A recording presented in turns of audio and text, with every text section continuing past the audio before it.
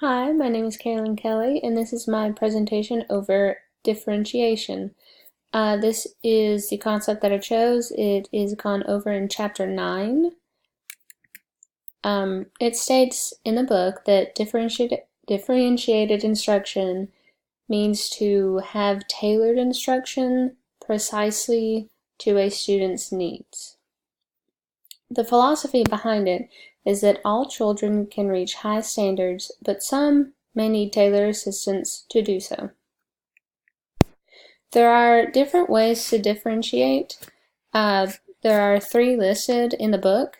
Those are personalized instruction, peer tutoring, which can be cross-age or same age, and then tutoring by teachers. For personalized instruction, the book states that it adds an emphasis on adapting to students' interests, values, and circumstances. For personalized instruction in the classroom, you can use different materials. So that student may need more hands-on in order to understand what's going on in the lesson. They may need something to read, something to hear. I know you can get a Chromebook or iPad or something and have them use headphones to hear the reading if they need that. There's a lot of visual aids. A different way to personalize it is to use different test structures.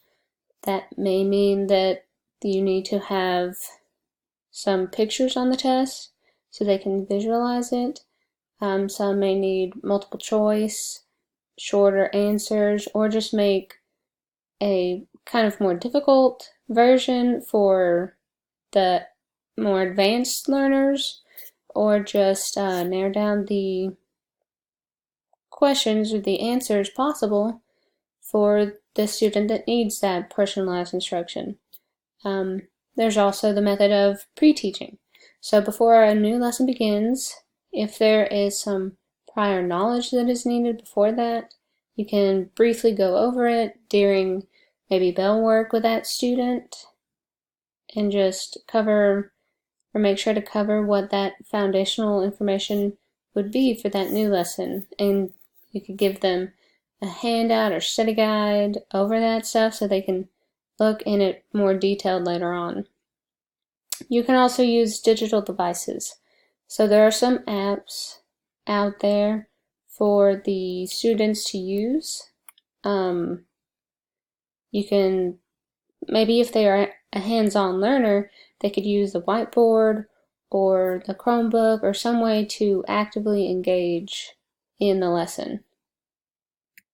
For the peer tutoring, the cross age is when the tutor is older than the one being tutored. So that would be like an 8th grader tutoring a 2nd grader. This can be beneficial because that tutor knows more. They're at a higher level. I know when I was in high school, I tutored the 3rd through 5th grade, so that was good for them because I knew the information. Maybe I could teach it a different way than they were being taught. So that's why it's recommended by researchers, because that older person already knows the material. But there's also peer age tutoring, which is when the tutor is a fellow classmate. This can be bad. It could lead to resentment. If that tutor were to know more, it could be bad. But this could also be reciprocal tutoring, so they could take turns, because you do learn better when you are the one teaching.